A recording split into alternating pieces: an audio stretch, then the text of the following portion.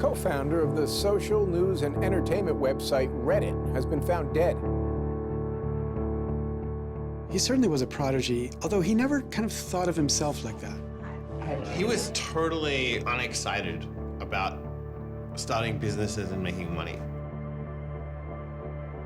There's a profound sense of loss tonight in Highland Park, Aaron Swartz' hometown, as loved ones say goodbye to one of the internet's brightest lights. Open access and computer activists are mourning his loss. An astonishing intellect. You talk to people who knew him. He was killed by the government, and MIT betrayed all of its basic principles. They wanted to make an example out of him, okay?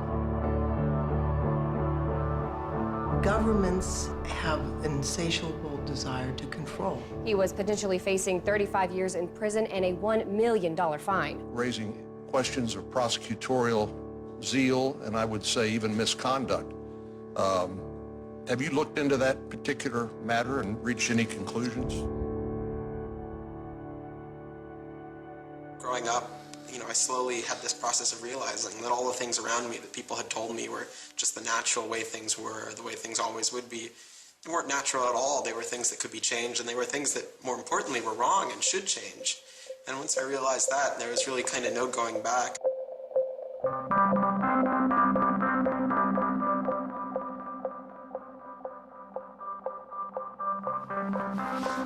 Welcome to Story Reading Time. The name of the book is Paddington at the Fair.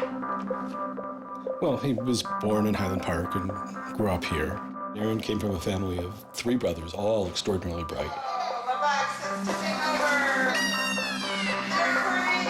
So we were all, not the best behaved children and, 3 boys running around all the time, causing trouble. Hey, no.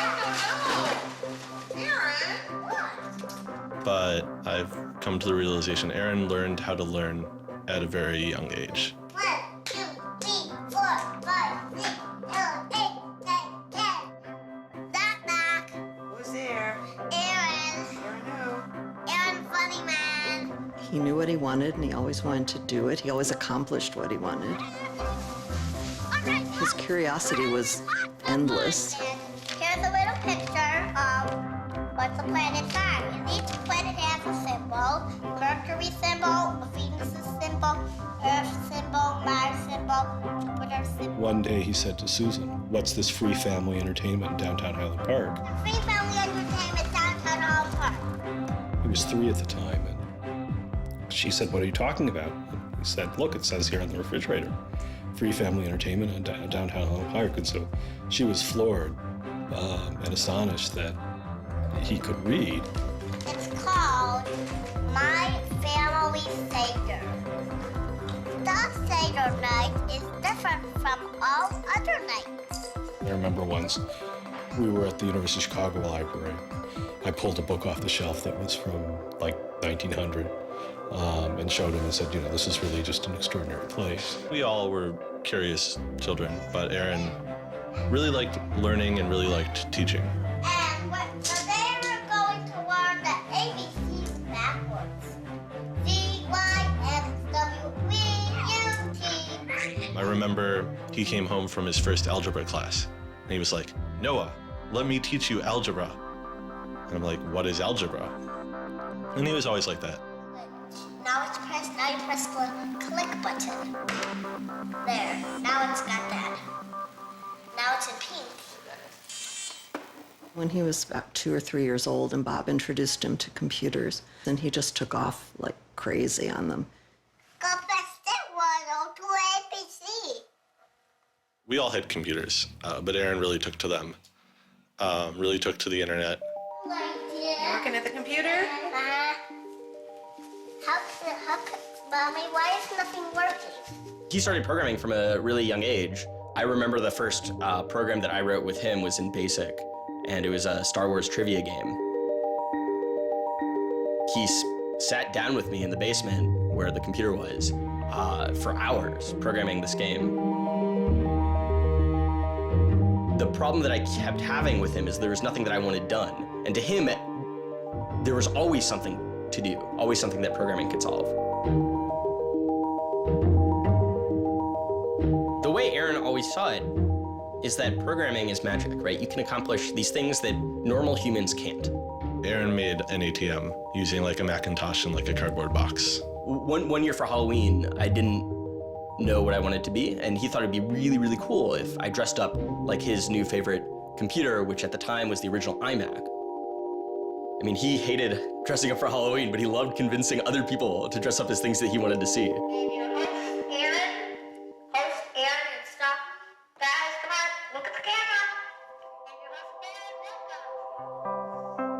He made this website called The Info, where people can just fill in information. Like, I'm sure someone out there knows all about gold leafing. Why don't they write about that on this website? And then other people could come at a later point and read that information and edit the information if they thought it was bad. Not too dissimilar from Wikipedia, right? And this was before Wikipedia had begun, and this was developed by a 12-year-old in his room by himself, running on, this tiny server using ancient technology. And one of the teachers responds like, "This is a terrible idea. You can't just let anyone author the encyclopedia. The whole reason we have scholars is to write these books for us. How could you ever have such a terrible idea?" Me and my other brother would be like, "Oh, yeah, Wikipedia is cool, but we had that in our house like 5 years ago." Aaron's website, theinfo.org, wins a school competition hosted by the Cambridge-based web design firm Ars Digita. We all went to Cambridge for when he won the Ars Digita Prize. And, we had no clue what Aaron was doing. It was obvious that the prize was really important. Aaron soon became involved with online programming communities, then in the process of shaping a new tool for the web. He comes up to me, it's like, "Ben, there's this really awesome thing that I'm working on. You need to hear about it." I'm like, "Yeah, what is it?" He says, "It's this thing called RSS." And he explains to me what RSS is. I'm like, why is that useful, Aaron? Is any site using it? Why would I want to use it? There was this mailing list for people who were working on RSS and XML more generally. And there was a person on it named Aaron Swartz, who was combative but very smart and who had lots of good ideas. And he didn't ever come to the face-to-face meetings. And they said, when are you going to come out to one of these face-to-face meetings? And he said, I don't think my mom would let me. I'm 14, I just turned 14. And so their first reaction was, well, this colleague we've been working with all year was 13 years old while we were working with him, and he's only 14 now. And their second reaction was, Christ, we really want to meet him. That's extraordinary. He was part of the committee that drafted RSS. What he was doing was to help build the plumbing for modern hypertext. And the piece that he was working on, RSS, was a tool that you can use to get summaries of things that are going on in other web pages. Most commonly, you would use this for a blog. You might have 10 or 20 people's blogs you want to read. You use their RSS feeds, these summaries of what's going on those other pages, to create a unified list of all the stuff that's going on. Aaron was really young, but he understood the technology and he saw that it was imperfect and looked for ways to help make it better.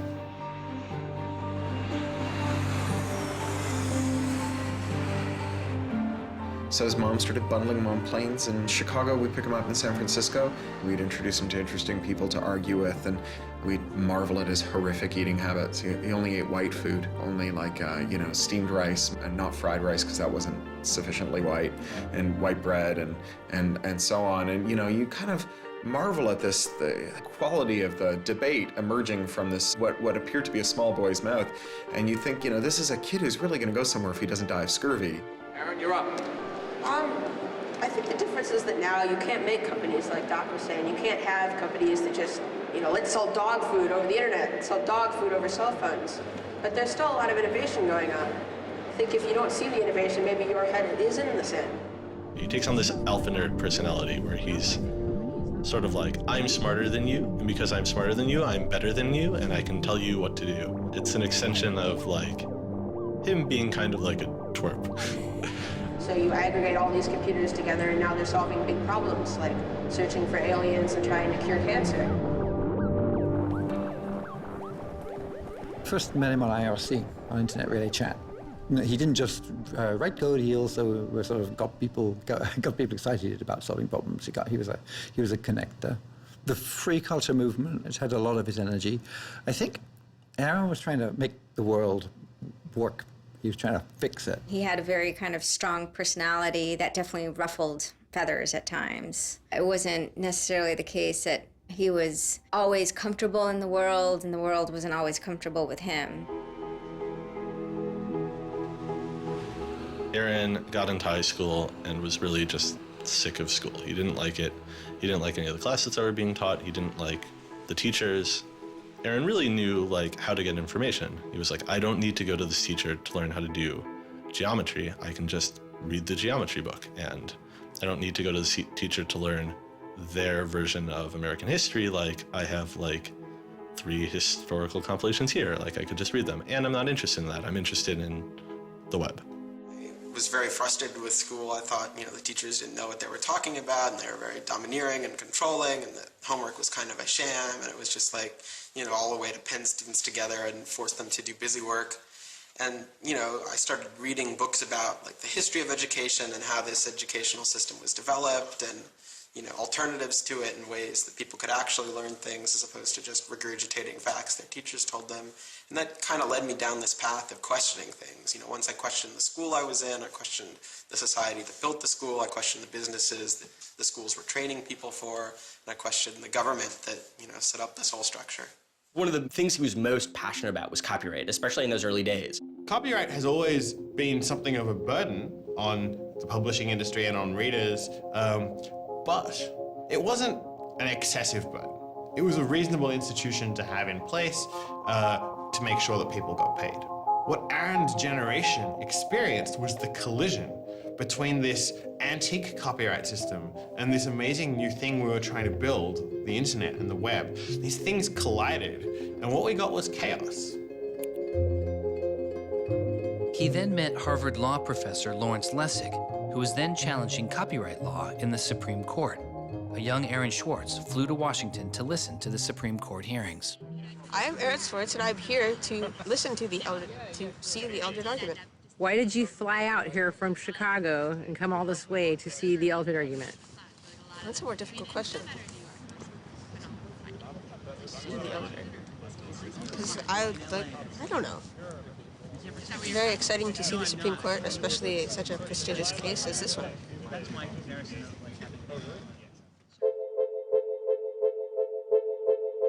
Lessig was also moving forward with a new way to define copyright on the internet. It was called Creative Commons. So the simple idea of Creative Commons is to give people, creators, a simple way to mark their creativity with the freedoms they intended to carry. So if copyright is all about all rights reserved, then this is a kind of some rights reserved model. It's I want a simple way to say to you, here's what you can do with my work, even if there are other things which you need to get my permission before you could do. And Aaron's role was the computer part. How do you architect the licenses so they would be simple and understandable and expressed in a way that machines could process it? And people are like, why do you have this, 15-year-old kid writing the specifications for the Creative Commons? Don't you think that's a huge mistake? And Larry's like, the biggest mistake we would have is not listening to this kid. He's not even tall enough to get over the podium, and it wasn't these movable podiums, so it was this embarrassing thing where once he put his screen up, nobody could see his face. When you come to our website here, and you go to choose license, it gives you this list of options, it explains what it means, and you fill out 3 simple questions. Do you want to require attribution? Do you want to allow commercial uses of your work? Do you want to allow modifications of your work? I was floored, just completely flabbergasted that these adults regarded him as an adult. And Aaron stood up there in front of a whole audience full of people and just started talking about the platform that he'd created for Creative Commons. And they were all listening to him. I was sitting at the back thinking, he's just a kid. Why are they listening to him? But they did. Well, I don't think I comprehended it fully. Though critics have said it does little to ensure artists get paid for their work, the success of Creative Commons has been enormous. Currently on the website Flickr alone, over 200 million people use some form of Creative Commons license. He contributed through his technical abilities, and yet it was not simply a technical matter to him. Aaron often wrote candidly in his personal blog. I think deeply about things, and I want others to do likewise. I work for ideas and learn from people. I don't like excluding people. I'm a perfectionist, but I won't let that get in the way of publication. Except for education and entertainment, I'm not going to waste my time on things that won't have an impact. I try to be friends with everyone, but I hate it when you don't take me seriously. I don't hold grudges. It's not productive, but I learn from my experience. I want to make the world a better place.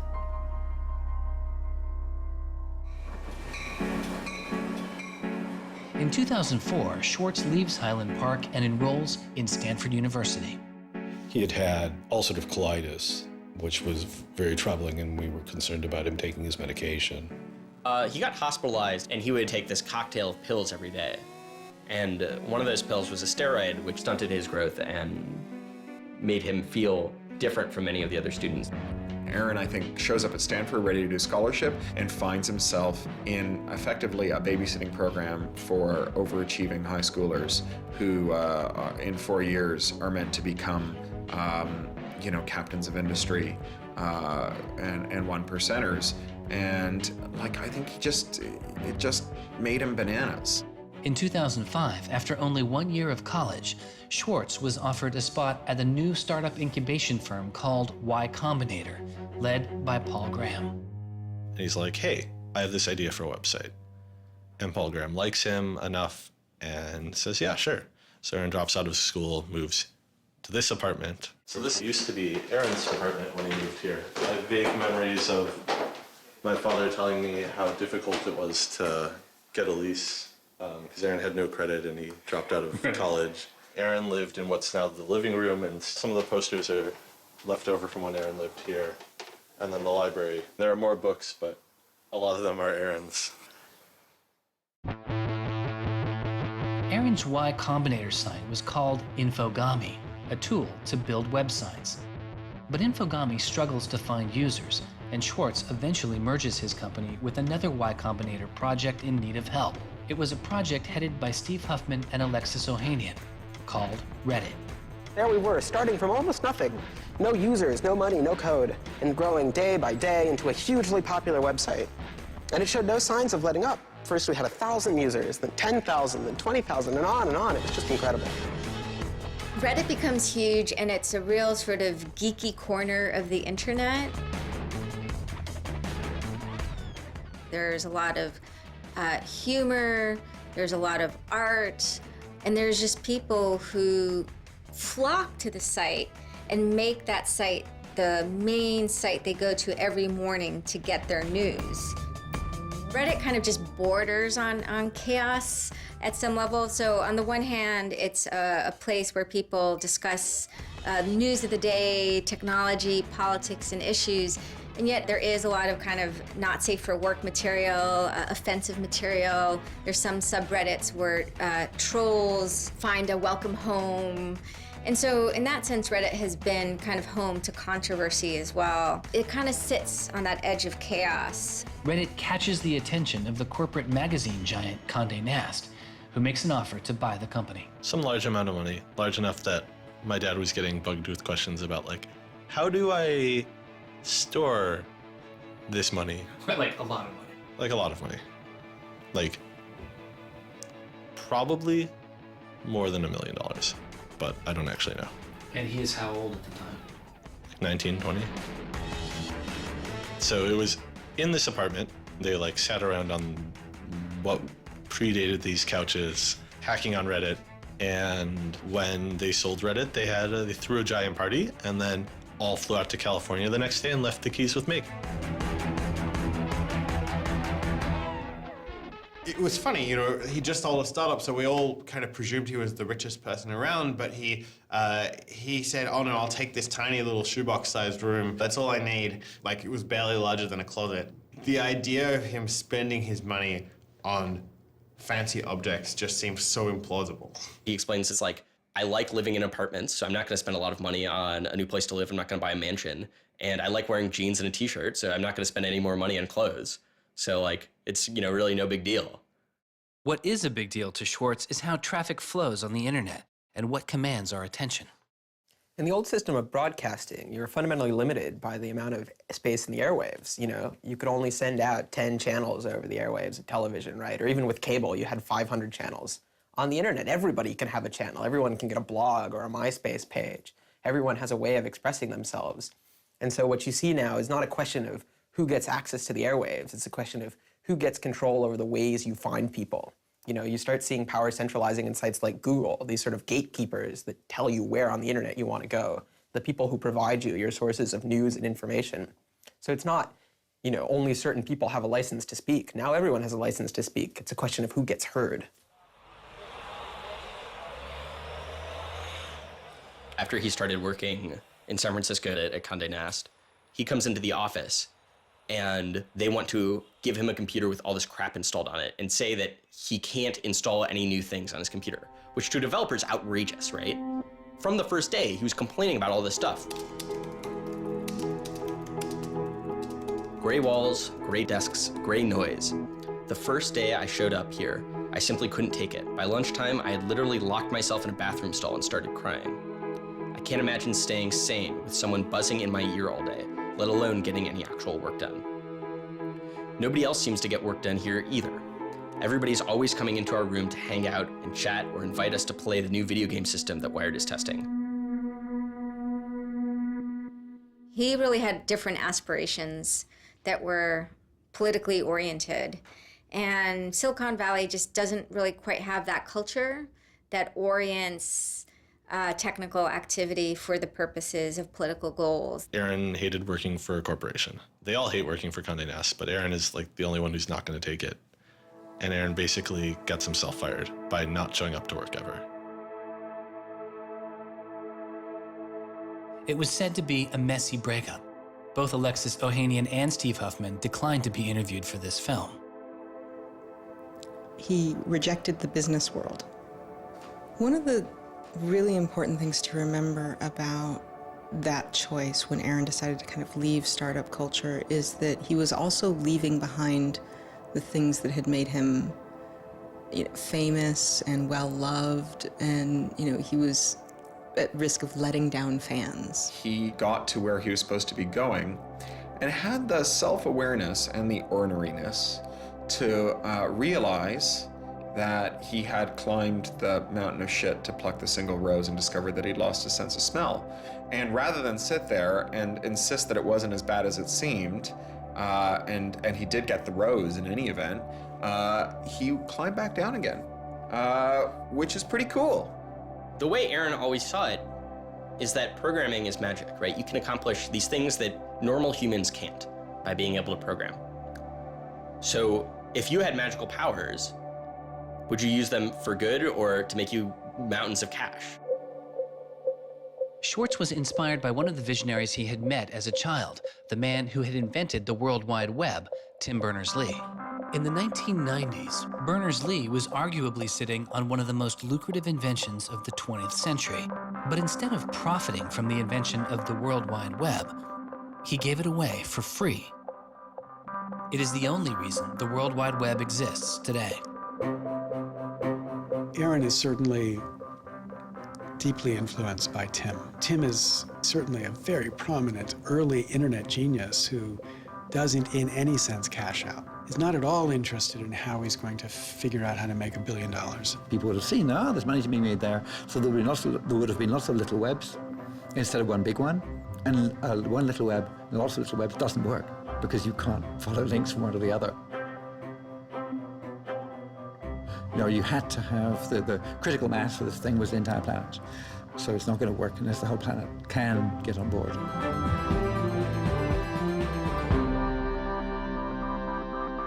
I mean, I feel very strongly that it's not enough to just live in the world as it is, to just kind of take what you're given and, follow the things that adults told you to do and that, your parents told you to do and that society tells you to do. I think you should always be questioning. I take this very scientific attitude that everything you've learned is just provisional, that, you know, it's always open to recantation or refutation or questioning. And I think the same applies to society. Once I realized that there were real serious problems, fundamental problems that I could do something to address, I didn't see a way to forget that. I didn't see a way not to. We just started spending a lot of time just kind of as friends. We would just talk for hours into the night.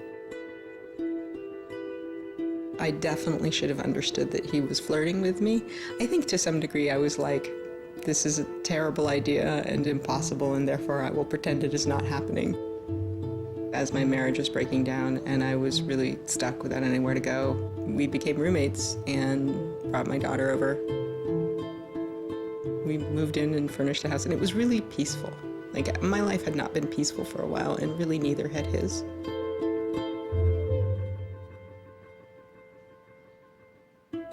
We were extremely close from the beginning of our romantic relationship. We were in constant contact, but we're both really difficult people to deal with. In a very Ally McBeal discussion, he confessed he had a theme song, and I made him play it for me. It was Extraordinary Machine by Fiona Apple.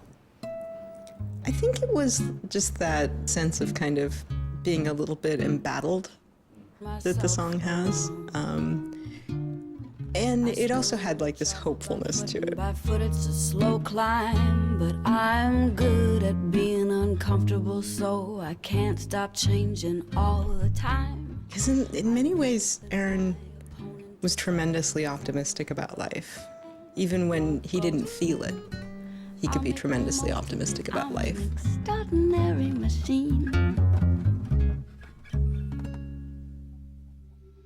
What are you doing? Flickr has video now. Swartz threw his energy into a string of new projects involving access to public information, including an accountability website called watchdog.net and a project called the Open Library. So the Open Library project is a website that you can visit at openlibrary.org. And the idea is to be a huge wiki, an editable website with one page per book. So for every book ever published, we want to have a web page about it that combines all the information from publishers, from booksellers, from libraries, from readers onto one site, and then gives you links where you can buy it, you can borrow it, or you can browse it. I love libraries. You know, I'm the kind of person who goes to a new city and immediately seeks out the library. So that's the dream of Open Library, is building this website where both you can leap from book to book, from person to author, from subject to idea, go through this vast tree of knowledge that's been embedded and lost in big physical libraries that's hard to find, that's not very well accessible online, is really important because books are a cultural legacy. You know, books are the place people go to write things down, and to have all that swallowed up by one corporation is kind of scary. How can you bring public access to the public domain? It may sound obvious that you'd have public access to the public domain, but in fact, it's not true. So the public domain should be free to all, but it's often locked up. There's often, guard cages. It's like having a national park, but with a moat around it and gun turrets pointed out in case somebody might want to actually come and enjoy the public domain. One of the things Aaron was particularly interested in was bringing public access to the public domain. This is one of the things that got him into so much trouble. I had been trying to get access to federal court records in the United States. What I discovered was a puzzling system called PACER, which stands for Public Access to Court Electronic Records.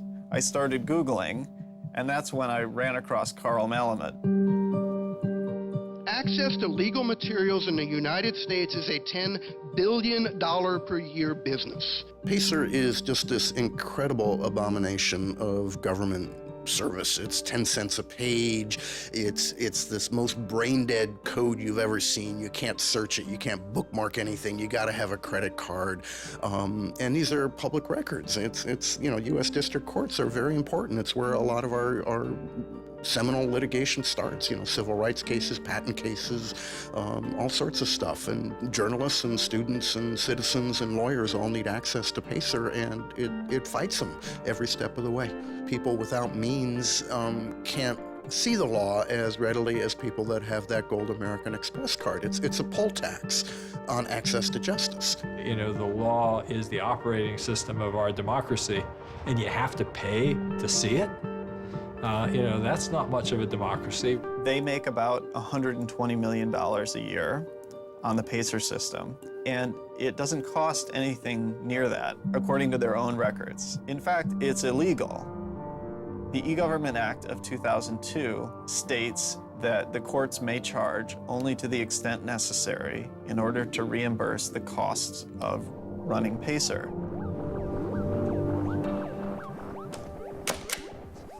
As the founder of public.resource.org, Malamud wanted to protest the PACER charges.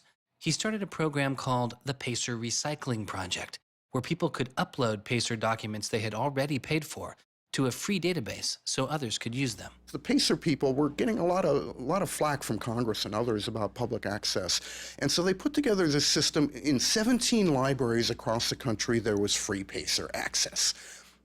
That's one library every 22,000 square miles, I believe. So it wasn't like really convenient.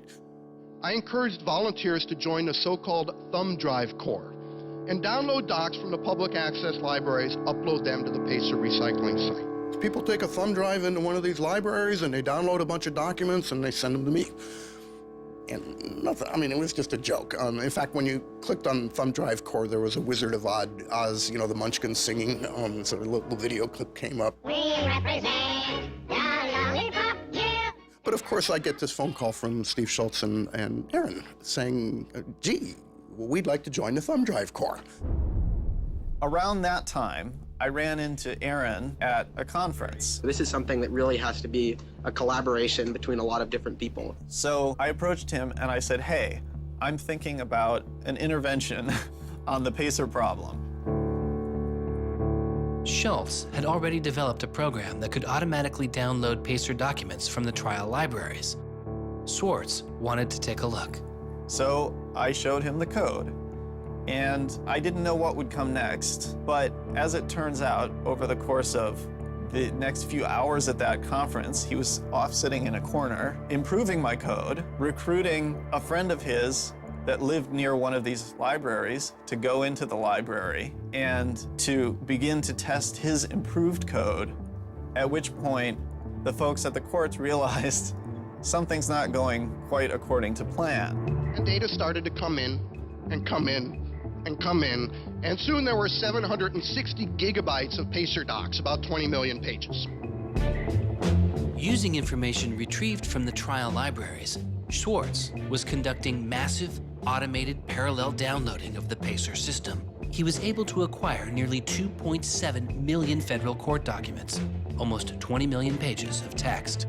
Now, I'll grant you that 20 million pages had perhaps exceeded the expectations of the people running the Pilot Access Project, but surprising a bureaucrat isn't illegal. Aaron and Carl decided to go talk to the New York Times about what happened. They also caught the attention of the FBI, who began to stake out Schwartz's parents' house in Illinois. But I get a tweet from his mother saying, call me. It's like, oh my God, what the hell's going on here? And so I finally got a hold of Aaron, and Aaron's mother was like, oh my God, FBI, FBI, FBI. An FBI agent drives down our home's driveway trying to see if Aaron is in his room. And I remember being home that day and wondering why this car was driving down our driveway and just driving back out. I was like, that's weird. 5 years later, I read this FBI file and I'm like, oh my goodness. That was the FBI agent in my driveway. He was terrified. He was totally terrified. He was way more terrified after the FBI actually called him up on the phone and tried to sucker him into coming down to a coffee shop without a lawyer. He said he went home and laid down on the bed and was shaking. The downloading also uncovered massive privacy violations in the court documents. Ultimately, the courts were forced to change their policies as a result. And the FBI closed their investigation without bringing charges.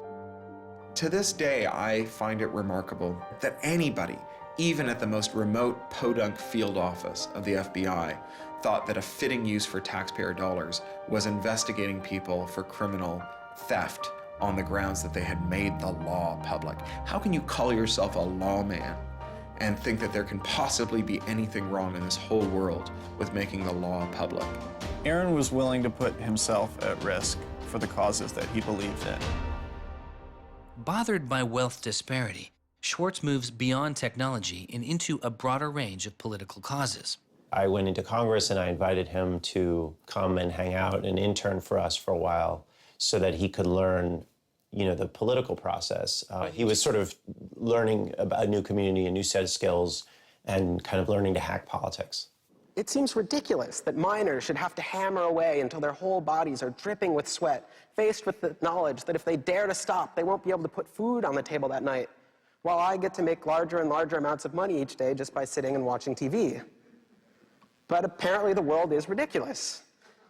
So I co-founded a group called the Progressive Change Campaign Committee, and what we try and do is we try and organize people over the internet who care about progressive politics and moving the country in a more progressive direction to kind of come together, join our email list, join our campaigns, and help get progressive candidates elected all across the country. The group is responsible for igniting the grassroots effort behind the campaign to elect Elizabeth Warren to the Senate. He might have thought it was a dumb system, but he came in and he said, I need to learn this system because it can be manipulated like any social system. But his passion for knowledge in libraries didn't take a back seat. Aaron began to take a closer look at institutions that publish academic journal articles. By virtue of being students at a major U.S. university, I assume that you have access to a wide variety of scholarly journals. Pretty much every major university in the United States pays these sort of licensing fees to organizations like JSTOR and Thomson and ISI to get access to scholarly journals that the rest of the world can't read. These scholarly journals and articles are essentially the entire wealth of human knowledge online, and many have been paid for with taxpayer money or with government grants. But to read them, you often have to pay again, handing over steep fees to publishers like Reed Elsevier. These licensing fees are so substantial that people who are studying in India instead of studying in the United States don't have this kind of access. They're locked out from all of these journals. They're locked out from our entire scientific legacy. I mean, a lot of these journal articles, they go back to the Enlightenment. Every time someone has written down a scientific paper, it's been scanned and digitized and put in these collections. That is a legacy that has been brought to us by the history of people doing interesting work, the history of scientists. It's a legacy that should belong to us as a commons, as a people, but instead it's been locked up and put online by a handful of for-profit corporations who then try and get the maximum profit they can out of it. So a researcher paid by the university or the people publishes a paper, and in the very, very last step of that process, after all the work is done, after all the original research is done, the thinking, the lab work, the analysis, after everything is done at that last stage, then the researcher has to hand over his or her copyright to this multi-billion-dollar company. And it's sick. It's an entire economy built on volunteer labor. And then the publishers sit at the very top and scrape off the cream. Talk about a scam. One publisher in Britain made a profit of $3 billion last year. I mean, what a racket. JSTOR is just a very, very small player in that story, but for some reason, JSTOR is the player that Aaron decided to confront. He'd gone to some conference around open access and open publishing, and I don't know who the person from JSTOR was, but I think at some point Aaron asked the question, like, how much would it cost to open up JSTOR in perpetuity? And they gave some, I think it was $200 million, something that Aaron thought was totally ridiculous. Working on a fellowship at Harvard, he knew users on MIT's famously open and fast network Nextdoor had authorized access to the riches of JSTOR. Swartz saw an opportunity. You have a key to those gates. And with a little bit of shell script magic, you can get those journal articles. On September 24th, 2010, Swartz registered a newly purchased Acer laptop on the MIT network under the name Gary Host. The client name was registered as Ghost Laptop. He doesn't hack JSTOR in the traditional sense of hacking. The JSTOR database was organized, so it was completely trivial to figure out how you could download all the articles in JSTOR because it was basically numbered. It was basically, / number article 444,024, then 25, then 26. He wrote a Python script called keepgrabbing.py, which was like keep grabbing one article after another. The next day, Ghost Laptop begins grabbing articles, but soon the computer's IP address is blocked. For Swartz, it's barely a bump in the road. He quickly reassigns his computer's IP address and keeps downloading. Well, JSTOR and MIT take a number of steps to try to interfere with this when they notice that this is happening. And when the more modest steps don't work, then at a certain stage, JSTOR just cuts off MIT from having access to the JSTOR database. So there's this kind of cat and mouse game around getting access to the JSTOR database. Aaron ultimately, obviously, is the cat because he has more technical capability than the JSTOR database people do in defending them. And eventually, there was an unlocked supply closet in the basement of one of the buildings. And he went, instead of going through Wi-Fi, he went down there and he just plugged his computer directly into the network and just left it there with an external hard drive downloading these articles to the computer. Unknown to Swartz, his laptop and hard drive had been found by authorities. They didn't stop the downloads. Instead, they installed a surveillance camera. They found the computer in this room in the basement of an MIT building. They could have unplugged it. They could have waited for the guy to come back and said, dude, what are you doing? Cut it out. Who are you? And they could have done all that kind of stuff, but they didn't. What they wanted to do was film it to gather evidence to make a case. That's the only reason you film something like that.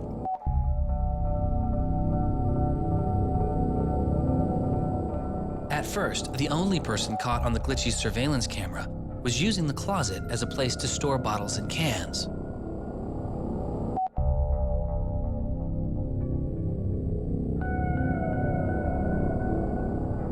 But days later, it caught Swartz.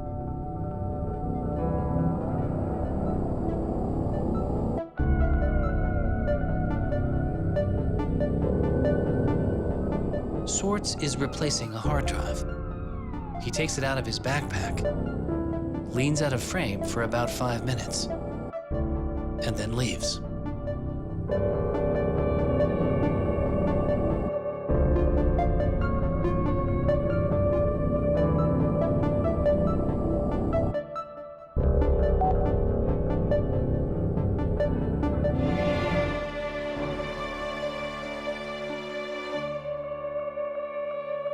And then they organized a stakeout where as he was biking home from MIT, these cops came out from either side of the road or something like that and started going after him.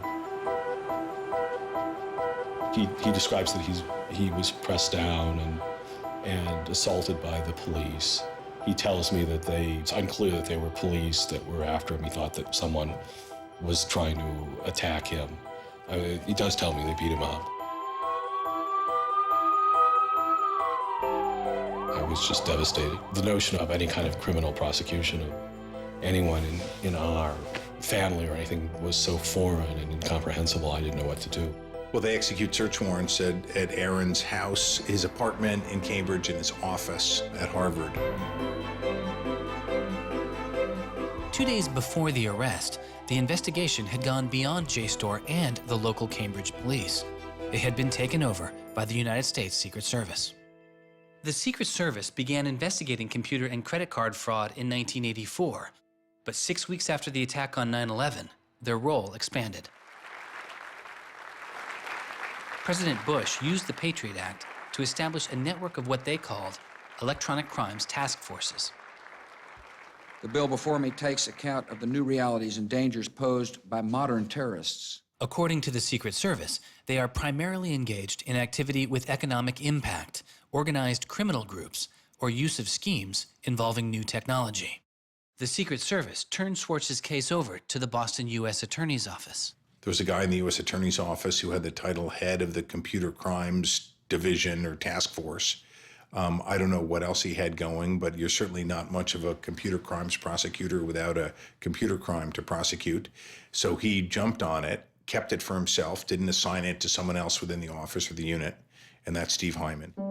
Prosecutor Stephen Hyman has been largely out of public view since the arrest of Aaron Swartz, but he can be seen here in an episode of the television show American Greed, filmed around the time of Aaron's arrest. He is describing his previous case against the notorious hacker Alberto Gonzalez, a case that garnered Hyman enormous press attention and accolades. Gonzalez masterminded the theft of over 100 million credit card and ATM numbers, the largest such fraud in history. Here, Hyman, describing Gonzalez, gives his view on the hacker mindset. These guys are driven by a lot of the same things that we're driven by.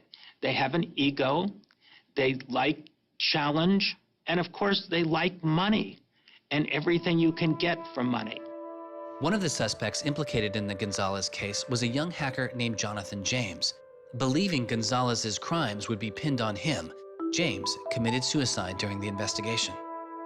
In an early press release describing the government's position in the case of Aaron Swartz, Hyman's boss, U.S. Attorney for the District of Massachusetts Carmen Ortiz, said this: "Stealing is stealing, whether you use a computer command or a crowbar, and whether you take documents, data, or dollars." It's not true. It's obviously not true. I'm not saying it's harmless, and I'm not saying that we shouldn't criminalize stealing of information, but you've got to be much more subtle in trying to figure out exactly which kinds of harms are harmful here. So the thing about a crowbar is every time I break into a place with a crowbar, I do damage. There's no doubt about it. But when Aaron writes a script that says download, download, download 100 times in a second, there's no obvious damage to anybody. If he does that for the purpose of gathering an archive to do academic research on it, there is never any damage to anybody. He wasn't stealing, he wasn't selling what he got or giving it away. He was making a point, as far as I could tell. The arrest took its toll on Swartz. He just wouldn't talk about it. And he's like very stressed. If you thought like the FBI was like going to come to your doorstep any day, anytime you went down the hall, even to do your laundry, and they would break into your apartment because you left the door unlocked, like, I'd be pretty stressed. And it was clear. And so Aaron was always sort of like in like a dour mood.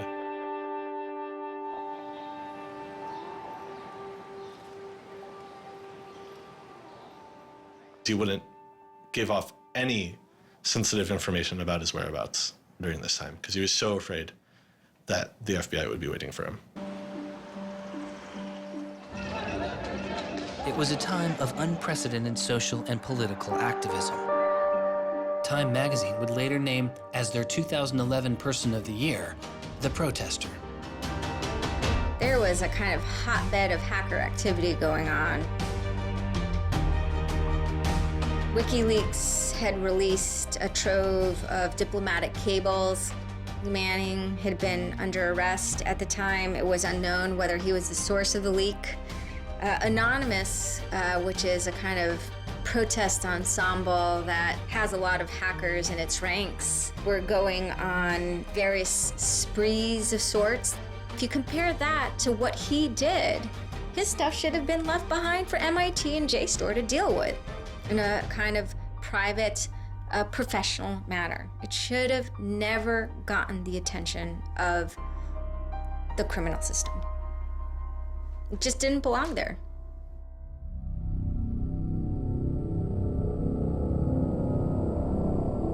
Before he was indicted, Swartz was offered a plea deal that involved 3 months in prison, time in a halfway house, and a year of home detention, all without the use of a computer. It was on the condition that Swartz plead guilty to a felony. Here we are. We have no discovery, no evidence whatsoever about what the government's case is, and we have to make this immense decision where the lawyer is pushing you to do this, the government is giving you a non-negotiable demand, and you're told that your likelihood of prevailing is small, so whether you're guilty or not, you're better off taking the deal. Boston has its own computer crimes division, with lots of lawyers, probably more lawyers than they need. So, you can imagine all sorts of cases where it'd be really hard to prosecute because you've got some criminals in Russia or you've got some people inside of a corporation are going to have $500 lawyers or $700 an hour lawyers sitting down against you. And then you've got this case with this kid, which is pretty easy to prove that he did something, and he's already marked himself as a troublemaker with the FBI, so why not go as tough as you can in here against that guy? It's good for you, the prosecutor, it's good for the Republic, because you're fighting all those terrorist types. I was so scared. I was so scared of having my computer seized. I was so scared of going to jail because of my computer being seized. I had confidential material from sources from my previous work on my laptop. And that is above all my priority, is to keep my sources safe. I was so scared of what was going to happen to Ada. Aaron told me that they'd offered him a deal, and he finally just said that he would take it if I told him to. And I came real close to saying take it. He had developed like serious political aspirations in the intervening time between when, that moment when he ended that entrepreneurial startup life and begun this new life that had come to this political activism. And he just didn't believe that he could continue in his life with a felony. He said to me one day, we were walking by the White House, and he said to me, they don't let felons work there.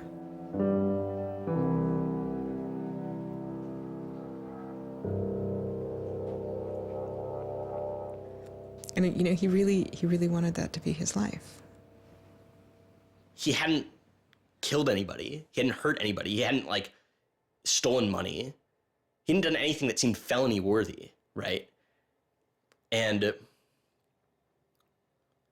there is this idea that there's no reason that he should be labeled a felon and taken away his right to vote in many states for doing what he did. That's just outrageous. It makes sense for him to be, maybe fined a bunch of money or, asked not to come back to MIT again. But to be a felon, to face jail time. Swartz turned down the plea deal. Hyman redoubled his efforts. Hyman continued to press us at all levels. Even with the physical evidence seized from Aaron's Acer computer, hard drive, and USB drive, the prosecutors needed evidence of his motives. Why was Aaron Swartz downloading articles from JSTOR, and just what did he plan to do with them? The government claims that he was planning to publish these. We don't really know whether that was his real intention, because Aaron also had a history of doing projects where he'd analyze giant data sets of articles in order to learn interesting things about them. The best evidence for that was that when he was at Stanford, he also had downloaded the whole Westlaw legal database. In a project with Stanford law students, Swartz had downloaded the Westlaw legal database. He uncovered troubling connections between funders of legal research and favorable results. He did this amazing analysis of for-profit companies giving money to law professors who wrote law review articles which were then beneficial to Exxon during an oil spill, right? So it was a very corrupt system of funding, vanity research. Swartz had never released the Westlaw documents. In theory, he could have been doing the same thing about the JSTOR database. That would have been completely okay.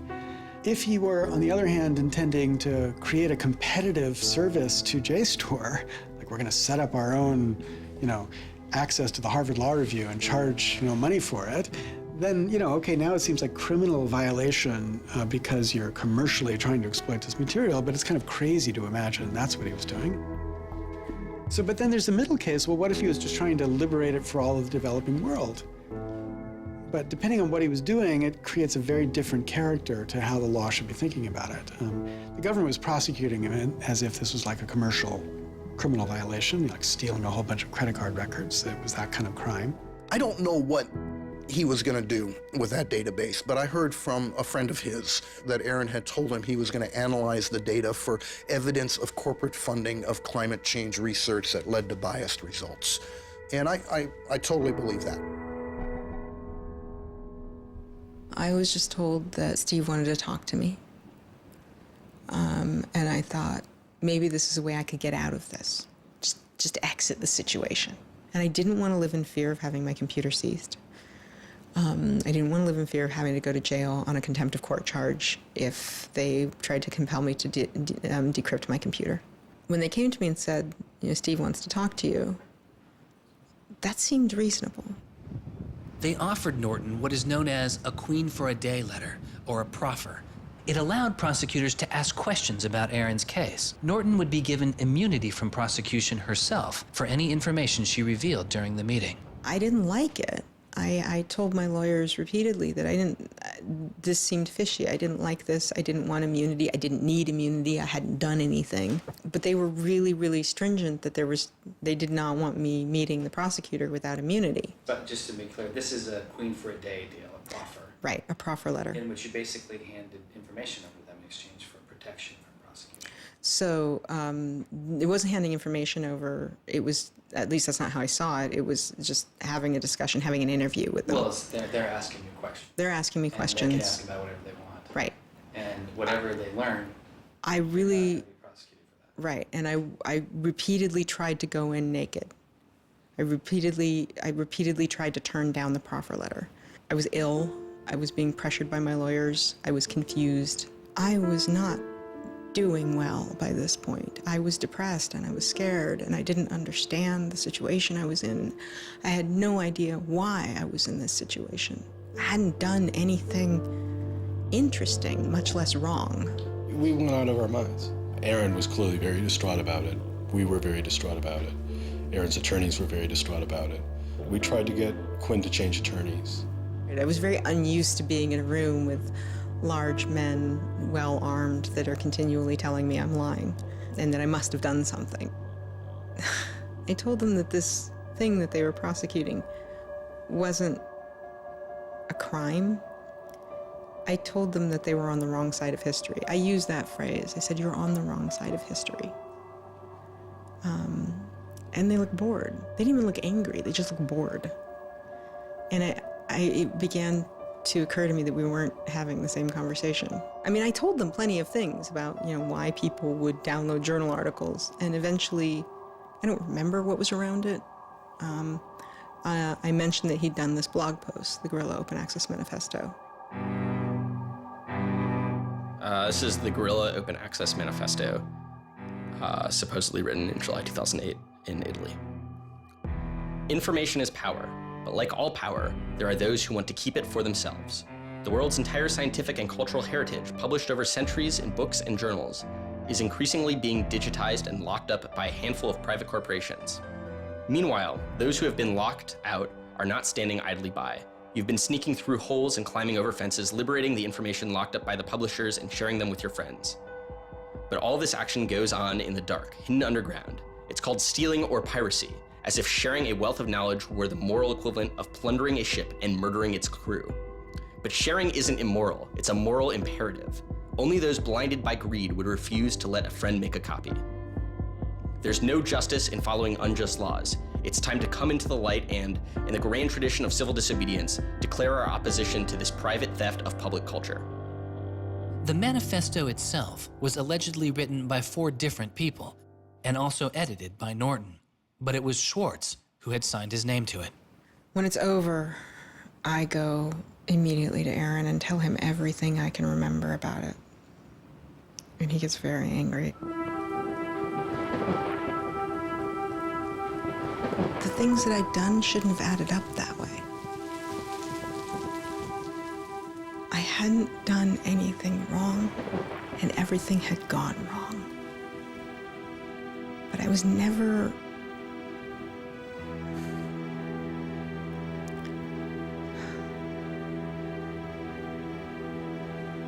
I'm still angry. I'm still angry that you can try your best with these people to do the right thing, and they will turn everything against you, and they will hurt you with anything they can. And in that moment, I regret that I said what I did.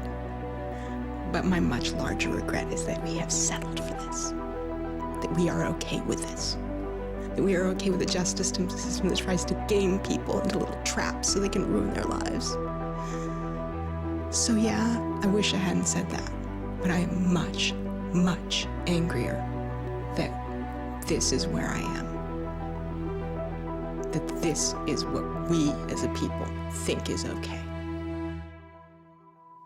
They used every method that I think they could think of to get her to provide information which would be unhelpful to Aaron and helpful to the prosecution of Aaron.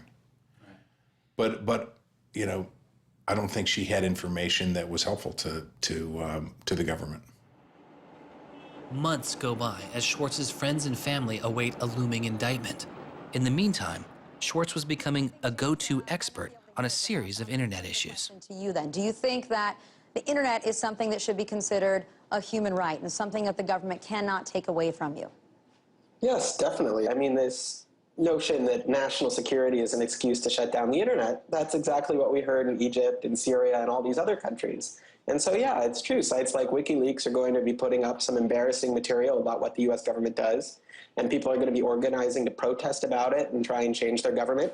You know, and that's a good thing. That's what all these First Amendment rights of free expression, of freedom of association are all about. And so the notion that we should try and shut those down, I think, just goes against very basic American principles. The principle, I think, is one that our founding fathers would have understood. If the internet had been around back then, instead of putting post offices in the Constitution, they would have put ISPs. Well, it's definitely interesting to see how... Swartz meets activist Taryn Steinbrickner Kaufman, and the two begin to date. We need a massive global public outcry. If there's no massive global public outcry, it won't create any change. You know, 4 people in this city should cause a massive global public outcry. You know, we need a petition signer. Without telling her specifics, he warned her he was involved in something he called simply the bad thing. And I had sort of crazy theories, like that he was having an affair with Elizabeth Warren or something. I speculated both Hillary Clinton and Elizabeth Warren, actually, but so sometime in probably late July, Aaron called me and I happened to pick up and he said, you know, the bad thing might be in the news tomorrow. Do you want me to tell you or do you want to read about it in the news? And I said, well, I want you to tell me. And he said, well, I've been arrested for downloading too many academic journal articles and they want to make an example out of me. And I was like, that's it? That's the big fuss? Really? Like, this doesn't sound like a very big deal. On July 14th, 2011, federal prosecutors indict Swartz on 4 felony counts. He gets indicted on the same day that like 2 people in England who are part of LulzSec get arrested and like a few other real hackers. And Aaron is just like someone who kind of looks like a hacker, enough that they can like, you know, put his head on a stake and like put it on the gates. Aaron went to surrender and they arrested him. They then strip searched him, took away his shoelaces, took away his belt, and left him in solitary confinement. The District of Massachusetts United States Attorney's Office released a statement saying Swartz faces up to 35 years in prison, to be followed by 3 years of supervised release, restitution, forfeiture, and a fine of up to $1 million. He is released on $100,000 bail. The same day, the primary victim in the case, JSTOR, formally drops all charges against Swartz and declines to pursue the case. JSTOR, they weren't our friends, they weren't helpful or friendly to us, but they also were just kind of like, we're not part of this. JSTOR and their parent company, Ithaca, also sidestepped requests to talk with this film. But at the time, they released a statement saying it was the government's decision whether to prosecute, not JSTOR's. And so it's our belief that with that, the case will be over. That we should be able to get Steve Hyman to drop the case or settle it in some rational way. And the government refused. Why? Well, because I think they wanted to make an example out of Aaron. And they said they wanted to, the reason why they wouldn't move on requiring a felony conviction and jail time was that they wanted to use this case as a case of for deterrence. They told us that. They told you that? Yes. This was going to be an example? Yes. He was going to be an example? Yes. Steve Hyman said that. Deterring who? Like, there's other people out there running around logging onto JSTOR and downloading the articles to make a political statement. I mean, who are they deterring? It would be easier to understand the Obama administration's posture of supposedly being for deterrence if this was an administration that, for instance, prosecuted arguably the biggest economic crime that this country has seen in the last 100 years, the crimes that were committed that led to the financial crisis on Wall Street. When you start deploying the non-controversial idea of deterrence only selectively, you stop making a dispassionate analysis of lawbreaking, and you started deciding to deploy law enforcement resources specifically on the basis of political ideology. And that's not just undemocratic, it's supposed to be un-American. Prosecutor Stephen Hyman later reportedly told MIT's outside counsel that the straw that broke the camel's back was a press release sent out by an organization Swartz founded called Demand Progress. According to the MIT account, Hyman reacted to the short statement of support, calling it a wild internet campaign and a foolish move that moved the case from a human one-on-one level to an institutional level. That was a poisonous combination. A prosecutor who didn't want to lose face, who had a political career in the offing maybe, and didn't want to have this come back and haunt them. You spent how many tax dollars arresting someone for taking too many books out of the library and they got your ass handed to you in court? No way. I then moved to try to put pressure on MIT in various ways to get them to go to the government and request the government to stop the prosecution. What is MIT's reaction to that? There doesn't seem to be any reaction from MIT at that point.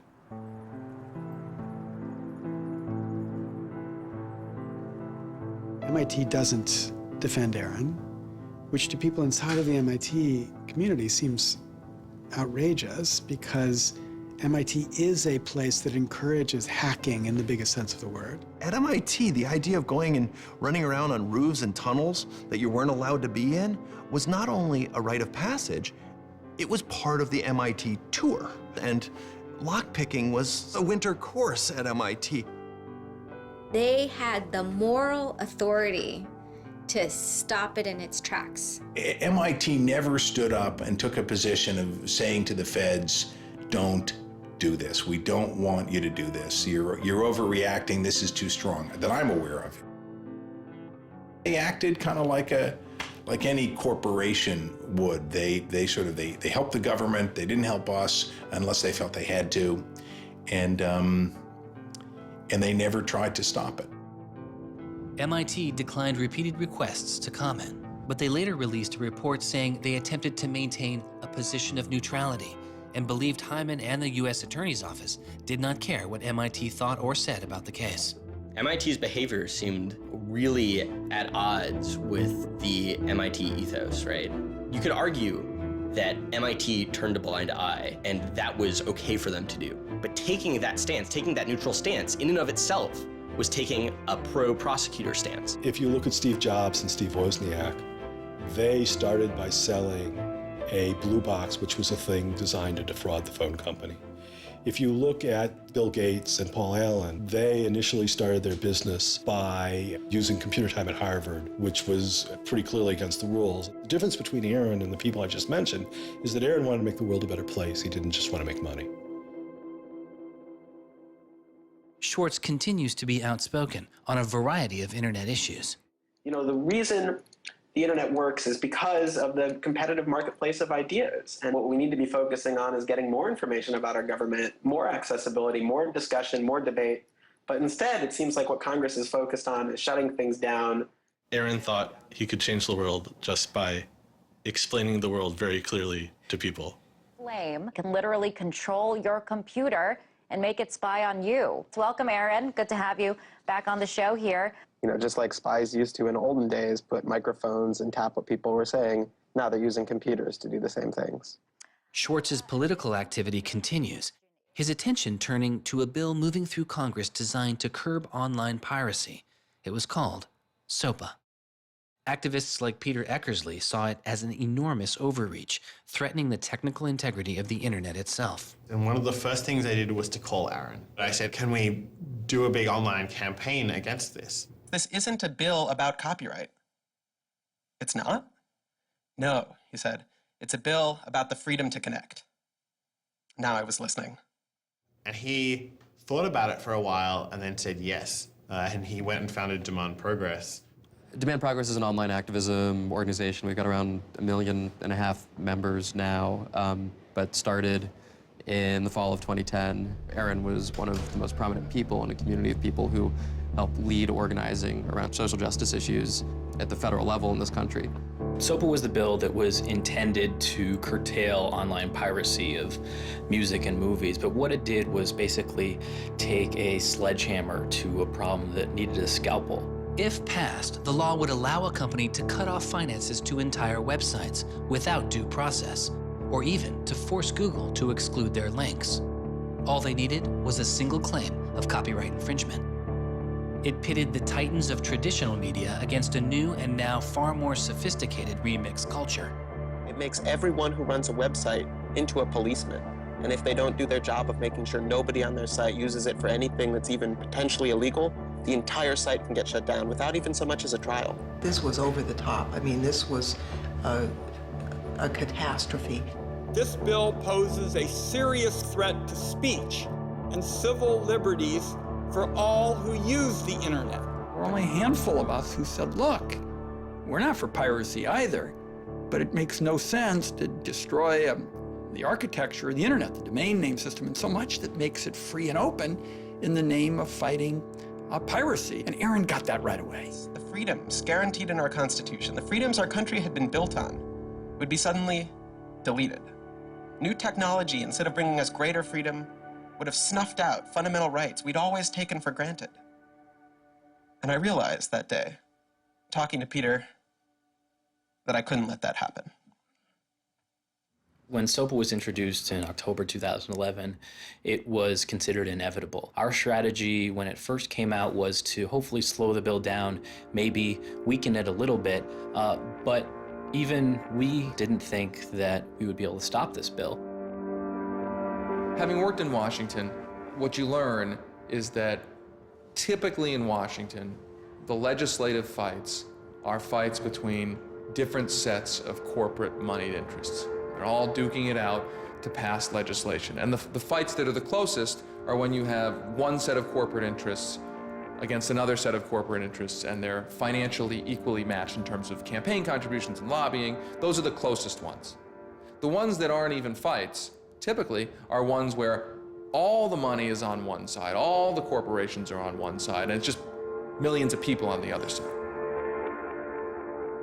I haven't seen anything like PIPA and SOPA in all my time in public service.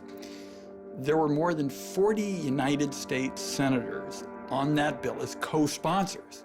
So there were already a long, long way to getting the 60 votes to have it clear all the procedural hoops. Even I began to doubt myself. It was a rough period. Swartz and Demand Progress were able to marshal enormous support, using traditional outreach combined with commonly used voice-over IP to make it very easy for people to call Congress. I've never met anybody else who was able to operate at his level, both on the technological side and on the campaign strategy side. Millions of people contacted Congress and signed anti-SOPA petitions. Congress was caught off guard. There was just something about watching those clueless members of Congress debate the bill, watching them insist they could regulate the internet and a bunch of nerds couldn't possibly stop them. I am not a nerd. I'm just not enough of a nerd. Maybe we ought to ask some nerds what this thing really does. Let's have a hearing, bring in the nerds. Really? Nerds? You know, I think actually the word you're looking for is experts. To enlighten you so your laws don't backfire, break the internet. We use the term geek, but we're allowed to use that because we are geeks. The fact that it got as far as it did without them talking to any technical experts reflects the fact that there is a problem in this town. I'm looking for somebody to come before this body and testify in a hearing and say, this is why they're wrong. There used to be an office that provided science and technology advice, and members could go to them and say, help me understand XYZ. And Gingrich killed it. He said it was a waste of money. Ever since then, Congress has plunged into the dark ages. I don't think anybody really thought that SOPA could be beaten, including Aaron. think it was worth trying, but it didn't seem winnable. And I remember maybe a few months later, I remember him just turning to me and being like, I think we might win this. And I was like, that would be amazing. Calls to Congress continue. When the domain hosting site GoDaddy becomes a supporter of the bill, tens of thousands of users transferred their domain names in protest. Within a week, a humbled GoDaddy reverses their position on SOPA. When the Congress people that supported the record and movie industries realized that there was this backlash, they kind of scaled the bill back a little bit. You could see the curve happening. You could see that our arguments were starting to resonate. It was like Aaron had been striking a match and it was being blown out. Striking another one was being blown out. And finally he'd managed to catch enough kindling that the flame actually caught, and then it turned into this roaring blaze. On January 16th, 2012, the White House issued a statement saying they didn't support the bill. And then this happened. I'm a big believer that we should be dealing with issues of piracy, and we should deal with them in a serious way. But this bill is not the right bill. When Jimmy Wales put his support towards blacking out Wikipedia, the #5 most popular website in the world. This is a website that's on several % of all of the clicks on anywhere on the internet. Wikipedia went black, Reddit went black, Craigslist went black, the phone lines on Capitol Hill flat out melted. Members of Congress started rushing to issue statements retracting their support for the bill that they were promoting just a couple days ago. Within 24 hours, the number of opponents of SOPA in Congress went from this to this. To see congressmen and senators slowly flip sides throughout the day of the blackout was pretty unbelievable. There was like a 100 representative swing.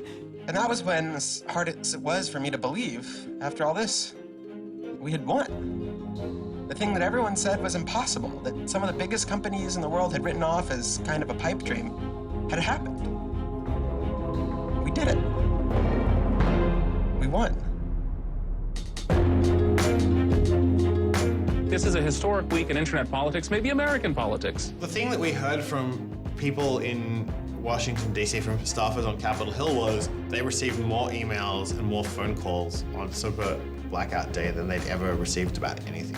I think that was an extremely exciting moment. This was the moment when the internet had grown up politically. It was exhilarating because it's hard to believe it actually happened. It's hard to believe a bill with so much financial power behind it didn't simply sail through the Congress. And not only did it not sail through, it didn't pass at all.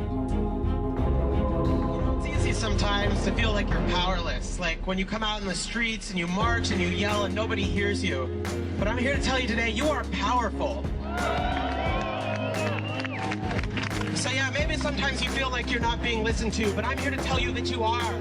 You are being listened to. You are making a difference. You can stop this bill if you don't stop fighting. Stop PIPA. Stop SOPA.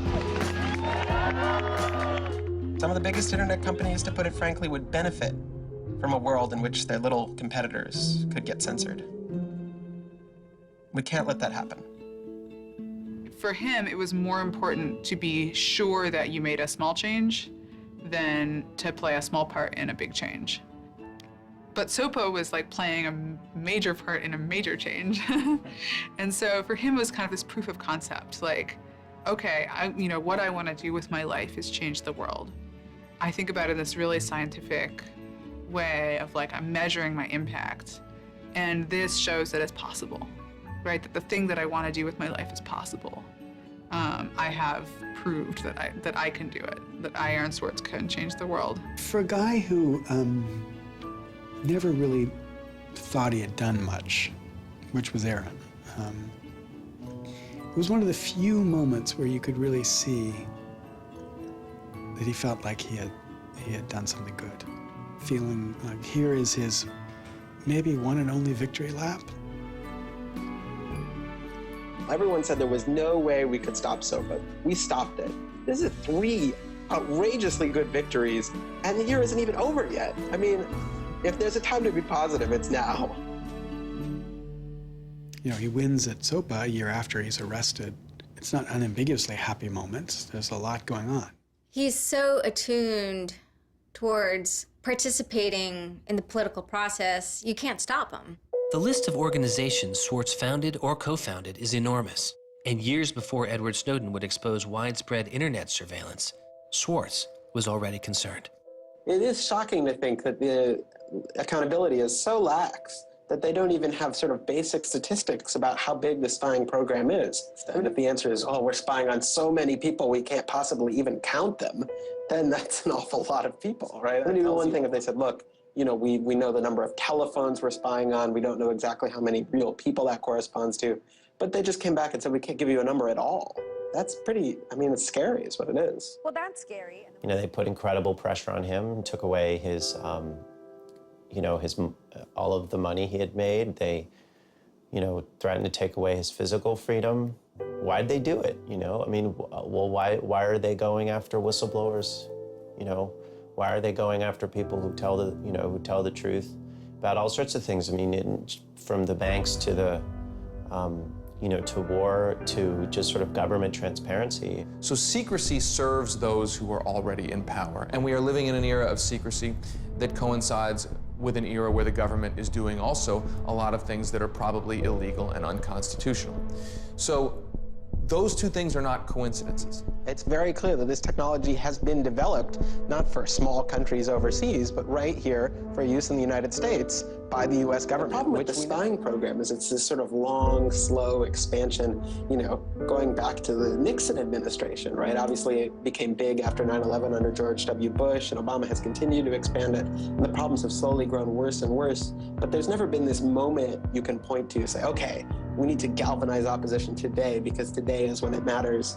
Instead, it's mattered for. The prosecution, in my estimation, of Aaron Swartz was about sending a particular laser-like message to a group of people that the Obama administration sees as politically threatening. And that is essentially the hacker, the information, and the democracy activist community. And the message that the Obama administration wanted to send to that particular community was, in my estimation, we know you have the ability to make trouble for the establishment. And so we are going to try to make an example out of Aaron Swartz to scare as many of you as possible into not making that trouble. And the government said, oh, the legal opinions we're using to legalize the spying program are also classified. So we can't even tell you which laws we're using to spy on you. You know, every time they can say, oh, this is another instance of cyber war, the cyber criminals are attacking us again, we're all in danger, we're all under threat. They use those as excuses to push through more and more dangerous laws. And so just to follow that up, like personally, how do you feel the fight is going, I guess? It's up to you. I know, but we gotta like, you know. You know, there's sort of these two polarizing perspectives, right? Everything is great. The internet has created all this freedom and liberty and everything's gonna be fantastic. Or everything is terrible. The internet has created all these tools for cracking down and spying and, you know, controlling what we say. And the thing is, both are true, right? The internet has done both. And both are kind of amazing and astonishing. And which one will win out in the long run is up to us. It doesn't make sense to say, oh, one is doing better than the other. You know, they're both true. And it's up to us which ones we emphasize and which ones we take advantage of, because they're both there and they're both always going to be there.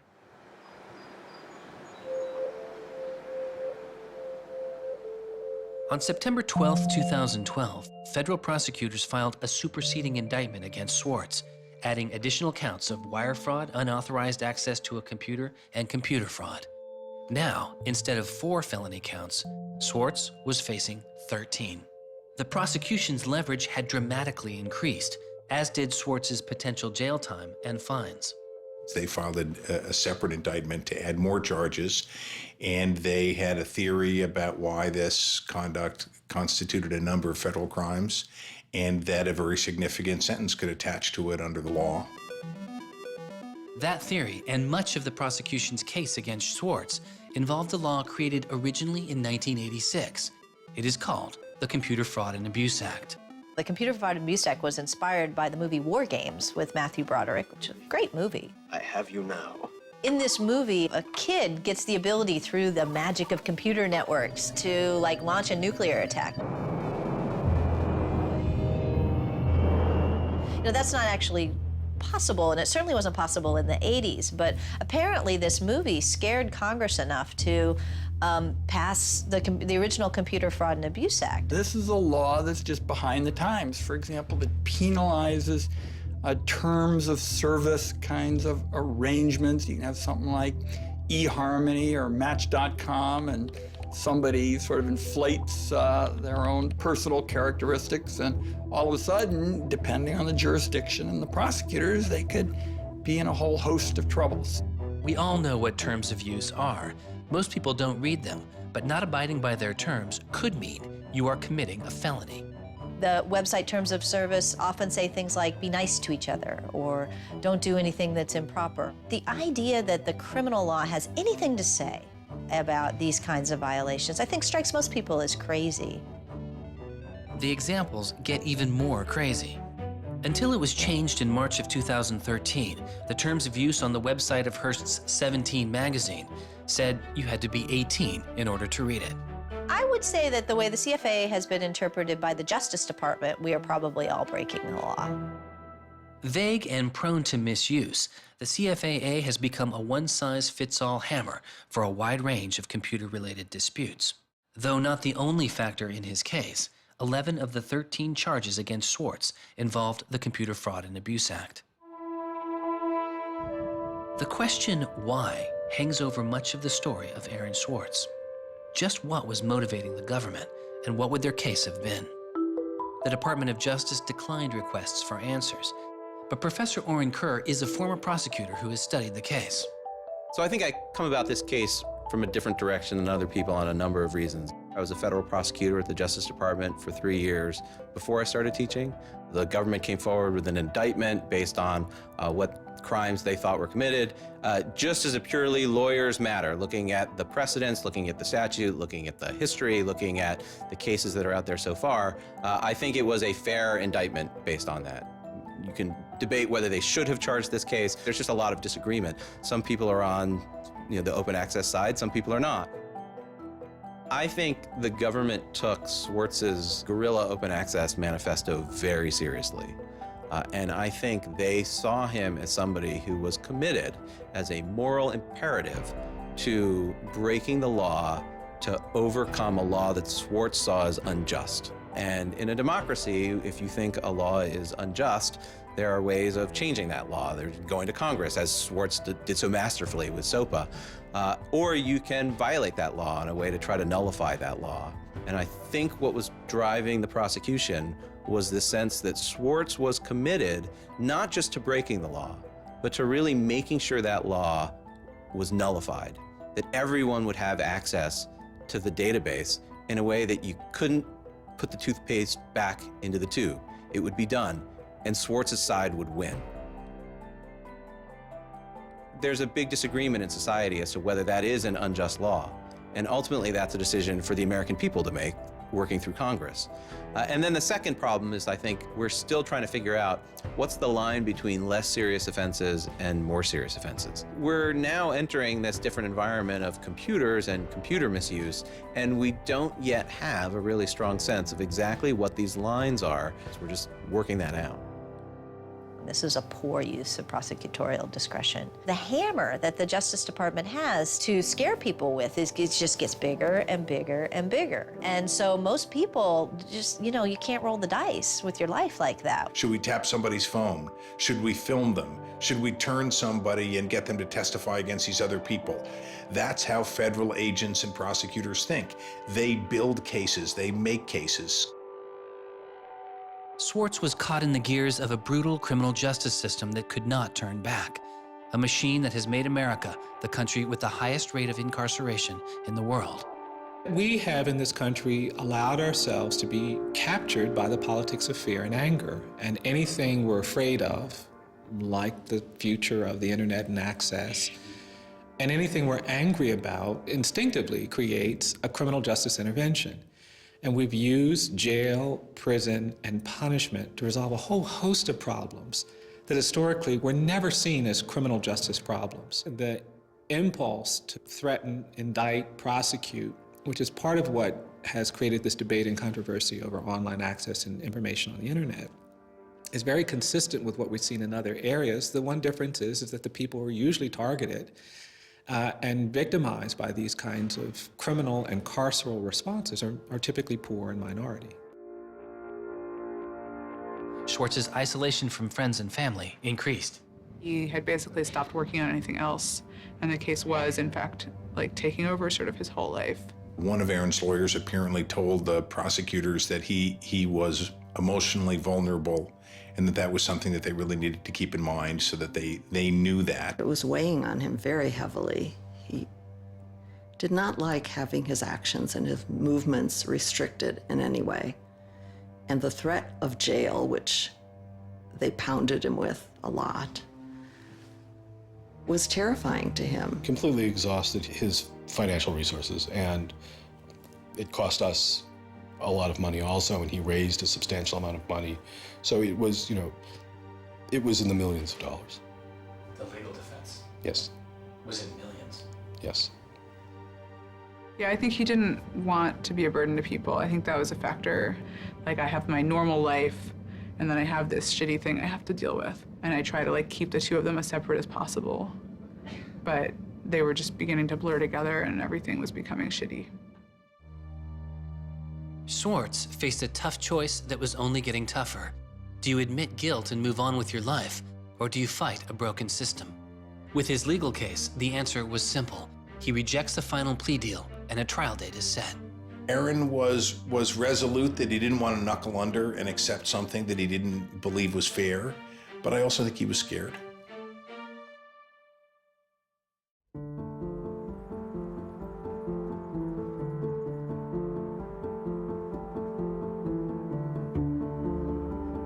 I don't think they would have convicted Aaron. I think we would have walked him out of that courthouse, and I would have given him a big hug, and we would have walked across that little river in Boston and gone and had a couple of beers. I really thought that we were right. I thought that we were going to win the case. I thought that we could win the case. He didn't talk about it very much, but you could see the enormous pain that he was going through.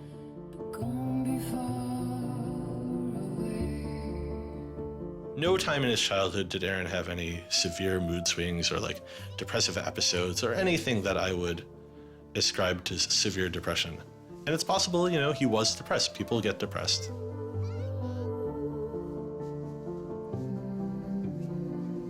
Very early in our relationship, like 3 or 4 weeks in or something, I remember him saying to me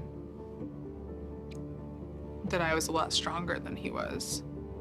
He was brittle in a lot of ways. Things were a lot harder for him than for a lot of people. It was part of his brilliance, too. I think he probably had something like clinical depression in his early 20s. I don't think he did when I was with him. He wasn't a joyful person, but that's different from being depressed. He was just under such enormous pressure for 2 years straight. He just didn't want to do it anymore. He was just like, I just think it was too much.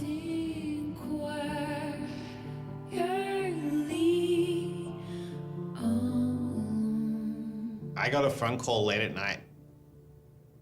I could tell something was wrong, and then I called and I realized what had happened. A co-founder of the social news and entertainment website Reddit has been found dead. Police say 26-year-old Aaron Swartz killed himself yesterday in his Brooklyn apartment. I just thought, we've lost one of the most creative minds of our generation. It was like the whole world fell apart in that moment.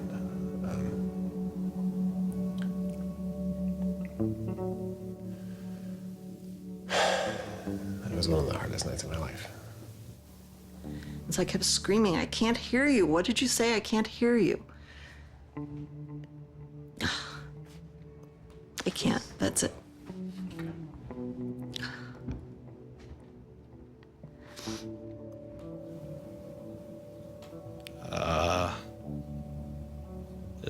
None of it made any sense. And really still doesn't. I was so frustrated, angry.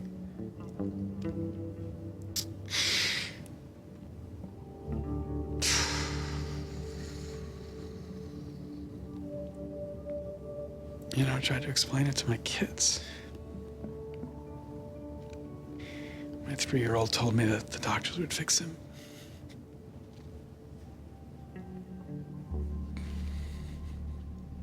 I've known lots of people who've died, but I've never lost anybody like this. Because everybody feels, and I do too, there's so much we could have more to do. Like, I just didn't know he was there. I didn't know this was what he was suffering, and he was part of me. And I just wanted it to not be real. And then I just looked at his Wikipedia page and I saw the end date.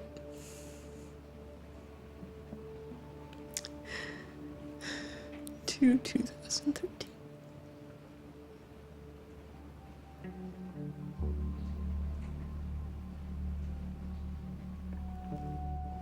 Aaron is dead. Wanderers in this crazy world, we have lost a mentor, a wise elder. Hackers for right, we're one down. We've lost one of our own. Nurturers, carers, listeners, feeders, parents, all, we have lost a child. Let us all weep.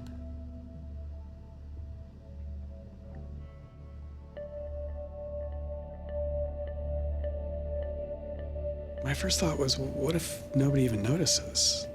You know, because it wasn't clear to me how salient he was.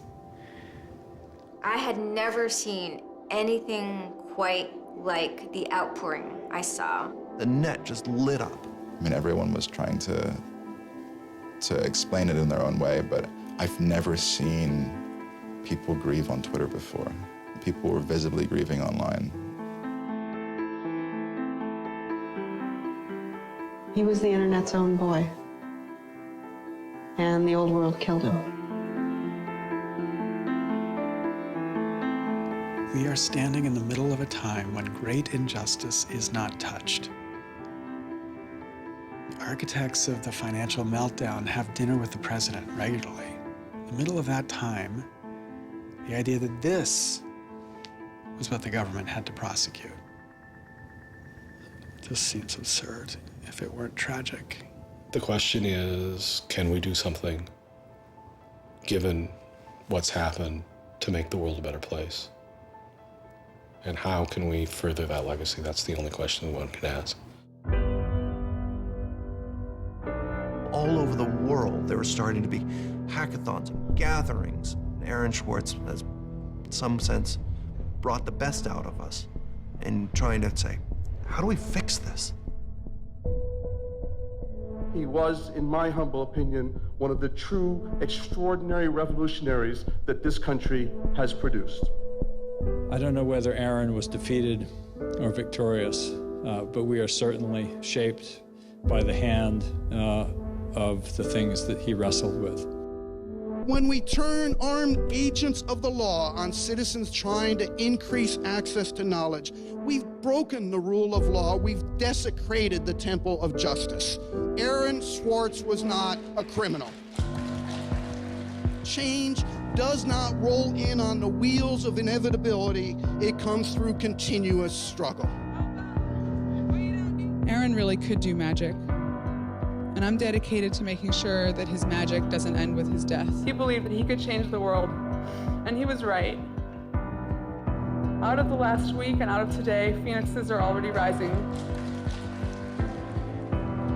Since Swartz's death, Representative Zoe Lofgren and Senator Ron Wyden have introduced legislation that would reform the Computer Fraud and Abuse Act, the outdated law that formed the majority of the charges against Swartz.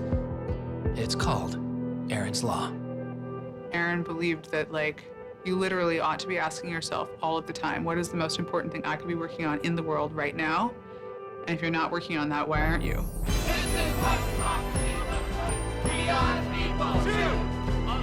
Internet freedom is under attack. What do we do? Stand up like that. Internet freedom is under attack. What do we do? Hey, hey, go home. Our royalties have got to go. Hey, hey. I wish we could change the past, but we cannot. but we can change the future, and we must. We must do so for Aaron. We must do so for ourselves.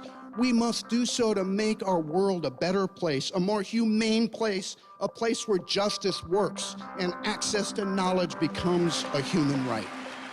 So there was a kid back in February from Baltimore, 14 years old, who had access to JSTOR. And he'd been spelunking through JSTOR after reading something. And he figured out a way to do early tests for pancreatic cancer. And pancreatic cancer kills the shit out of you because we detect it way too late. By the time we detect it, it's already too late to do anything about it. He sent emails off to the entire oncology department at Johns Hopkins, you know, hundreds of them. And every 14-year-old kid, yeah. And most of them ignored it, right? But one of them sent him an email back and said, this is not an entirely stupid idea. Why don't you come on over? And this kid worked evenings and weekends with this researcher. And in February, I heard him on the news, just a couple of weeks after Aaron died, when Aaron was in the news a lot. Sorry. And he said the reason he was on the news is because they'd done it. They were shipping an early test for pancreatic cancer that was going to save lives. And he said, this is why what Aaron did was so important. Because you never know, right? This truth of the universe is not only something that policymakers use to figure out, you know, what the speed limit should be. It's where the thing that's going to keep, you know, your kid from dying of pancreatic cancer comes from. And without access, the person who might come up with the thing that's got your number on it may never find that answer.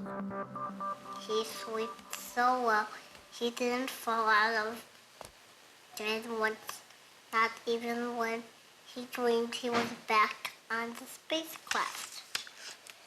Very good, Aaron. Very good. Yay, Aaron. Okay,